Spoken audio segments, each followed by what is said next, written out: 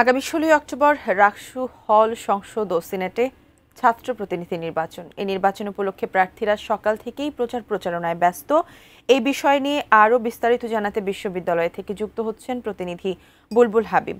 বুলবুল, আমাদের জানান যে এই যে প্রচারণা এবং যে আয়োজন সেটি কেমন চলছে এখন সেখানে? শিমু, যেহেতু 25 সেপ্টেম্বর প্রথম দফায় আসলে নির্বাচনের তারিখ ছিল, সেই তারিখটা আসলে 2 দিন আগে চেঞ্জ করা হয় 23 তারিখে। সে কারণে নতুন ডেট যেটা দেওয়া হয়েছে 16 অক্টোবর, সেই নির্বাচনের তারিখ ঘোষণা করেছে। এবং এখন পর্যন্ত আসলে ক্যাম্পাস খোলা হলেও এখন পর্যন্ত শিক্ষার্থীদের উপস্থিতি কিন্তু আমরা পুরো ক্যাম্পাস প্রাঙ্গণে কম দেখছি, এবং হলগুলোতেও শিক্ষার্থীরা নেই এমনটি কিন্তু আমাদের প্রার্থীরা জানিয়েছেন।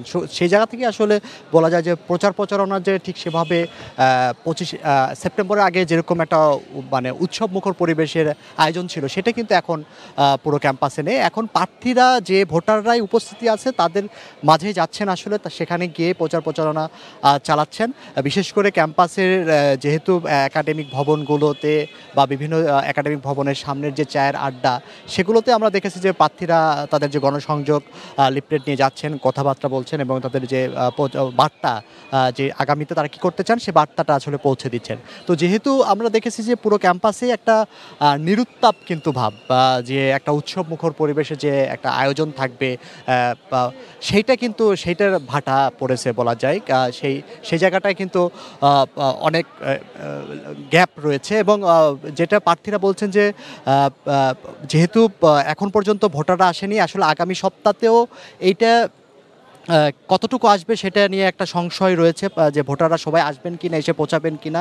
তো সেরকম একটা সংশয় রয়েছে। তবে নির্বাচন কমিশন থেকে যেটা বলা হয়েছে, ইতিমধ্যে তারা যে ভোট কেন্দ্রগুলো সেগুলো নির্বাচিত করেছেন, কোন কোন কেন্দ্রে ভোট অনুষ্ঠিত হবে সেগুলোর তালিকা দিয়েছেন, এবং যে আনুষঙ্গিক যে প্রস্তুতিগুলো রয়েছেন সেই প্রস্তুতিগুলো কিন্তু তারা সম্পূর্ণ করেছেন। অর্থাৎ 16 অক্টোবর যে নির্বাচন হচ্ছে সেরকম সময় নির্ধারণ করে কিন্তু তারা জোরেশোরে প্রস্তুতি চালাচ্ছেন। এবং প্রার্থীদের মধ্যেও সেই একটা আকাঙ্ক্ষা রয়েছে যে 16 অক্টোবরই নির্বাচন অনুষ্ঠিত হবে, এবং তারা ভোটাররা ভোটের মাধ্যমে তাদের যে আগামী দিনের যে প্রতিনিধি, আসলে রাকসুর নির্বাচনে যে প্রতিনিধি, সে প্রতিনিধি নির্বাচন করবেন।